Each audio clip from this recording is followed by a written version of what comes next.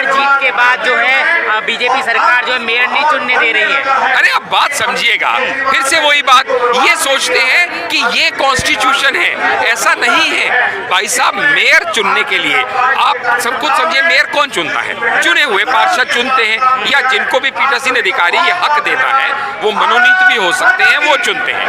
अब जब इनकी थम्पिंग मेजॉरिटी आई, 134 पार्षद इनके जीत के आए, जबकि भारतीय जनता पार्टी के सिर्फ 104 पार्षद जीत के आए। इसके बाद 6 जनवरी को सदन हाउस बुलाया गया सिविक सेंटर में, जहां पे मेयर चुनना था। कोई भी आदमी जिसमें 2 पैसे की भी अकल हो, वो क्या कहेगा कि भैया फटाफट से अपना मेयर बनाओ और एमसीडी पे अपना कब्जा जमाओ। लेकिन इन्होंने क्या किया, इनके पार्षदों ने वहां भी अराजकता दिखाई, जबरदस्ती बवाल काटा, जिसका सबूत ये है कि ये ब्लेड लेके आए थे, जिसका सबूत ये है कि ये प्लेकार्ड लेके आए थे, तख्तियां लेके आए थे। इन्होंने मेजों पे चढ़े, कुर्सियां तोड़ी, गाली गलौज किया और कुछ ना कुछ करके हाउस को डिसरप्ट किया। किस बात के ऊपर कि मनोनीत पार्षद को पहले शपथ क्यों दिला रहे हो? अरे भैया, एलजी साहब ने उनको मनोनीत किया, वो कुल 10 लोग हैं, अगर उनको पहले शपथ दिला दी गई तो कौन सा हल्ला बरपा गया। लेकिन इनका मकसद कुछ ना कुछ क्रिएट करके उस दिन मेयर इलेक्शन को टालना था। अब आपके मन में सवाल आएगा, भाई मेयर इलेक्शन को क्यों टालना चाहते हैं? क्योंकि 134 पार्षद तो इनके हैं। तो जवाब ये है कि उनको पता था कि यहाँ पे एंटी डिफ्लेक्शन लॉ अप्लाई नहीं होता, इसलिए कोई भी पार्षद किसी भी मेयर को वोट देके चुन सकता है। और इनको पता था कि हमारे पार्षदों के अंदर की अंतरात्मा जाग चुकी है और इनको खतरा था कि कहीं बीजेपी का मेयर ना बन जाए, इसलिए कुछ भी करके उसको स्थगित करना था। उसके बाद 24 जनवरी को दोबारा फिर से मेयर इलेक्शन के लिए फिर से हाउस को बुलाया गया। अच्छा, पिछली बार याद कीजिएगा इन्होंने हल्ला क्यों बर्पा किया था कि पहले मनोनीत पार्षद को शपथ क्यों दिला रहे हो। अब 24 तारीख को इन्होंने इस मुद्दे पे बात ही नहीं की, बोले जी कोई बात नहीं, आप उनको पहले दिला लीजिए। यानी समझिए कितना इनका लॉजिकल पॉइंट ऑफ व्यू है। उसके बाद किसी और टॉपिक पे इन्होंने हल्ला शुरू कर दिया। मकसद क्या था? किसी ना किसी तरीके से सांसद उस समय सदन को डिसरप्ट करना है, मेयर इलेक्शन नहीं होने देना है। उसके बाद फिर से एलजी साहब से परमिशन मांगी गई कि भाई एक और तीसरी डेट दे दीजिए।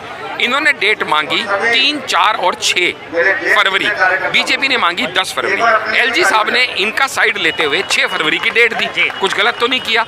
अब यहाँ पे आके जब शपथ ले चुके थे, अब क्या करना था जी? सिर्फ मेयर का इलेक्शन होना था।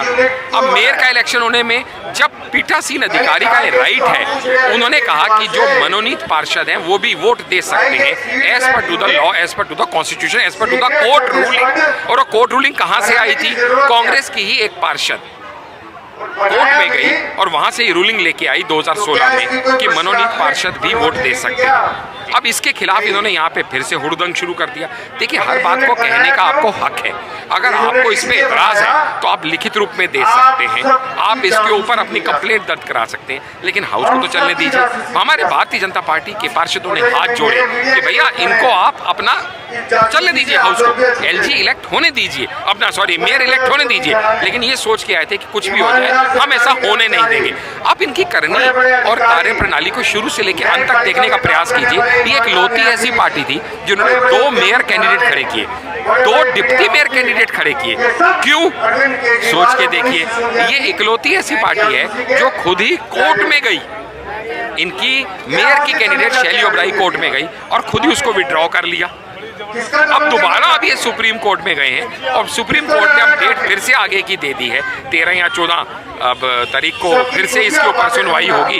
यानी कहने का अर्थ ये है कि कुछ ना कुछ करके ये मेयर इलेक्शन को टालना चाहते हैं, क्योंकि सच्चाई से ये रूबरू हो चुके हैं कि इनके पार्षदों की अंतरात्मा जाग गई है और इनके हाथ से मेयर की सीट खिसकती नजर आ रही है। इसलिए साम दाम दंड भेद कुछ भी करके इनको मेयर का इलेक्शन टालना है, क्योंकि ये अराजक पार्टी है।